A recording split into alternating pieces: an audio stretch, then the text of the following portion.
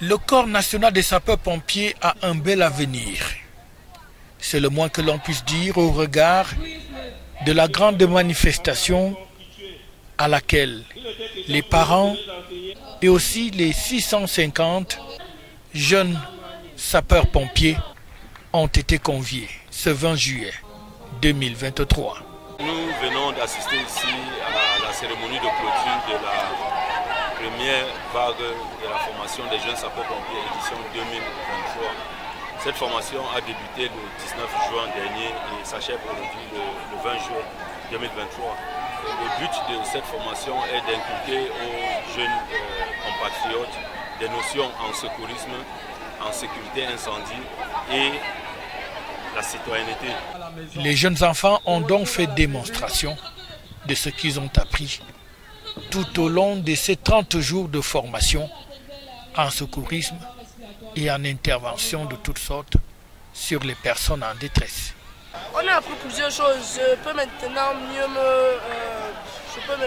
me localiser quand on parle de secourisme, de sauvetage, toutes ces questions-là.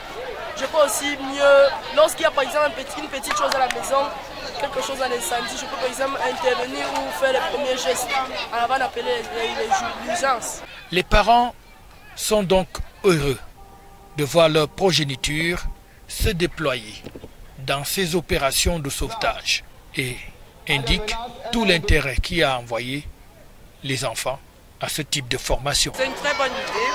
Déjà pour inculquer des valeurs patriotiques à nos enfants, de plus en plus ces enfants commencent à grandir, ils savent ce que c'est. Et la rigueur militaire, je pense qu'aujourd'hui, surtout pendant les vacances, que de laisser les enfants errer, c'était une formation utile et bénéfique tant pour les parents que pour les enfants. On aura donc vu comment se déploient les sapeurs-pompiers sur le terrain, mais aussi les accidents et incidents qui peuvent survenir dans les domiciles.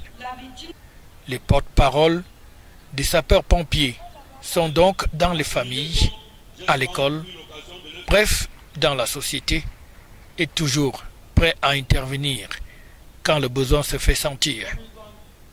Que ce soit l'utilisation de l'extincteur ou encore de l'intervention pour un incendie, les différentes catégories d'incendie, tout est donc passé et ces enfants, on peut le dire sans risque de se tromper, en savent un peu plus que nous autres.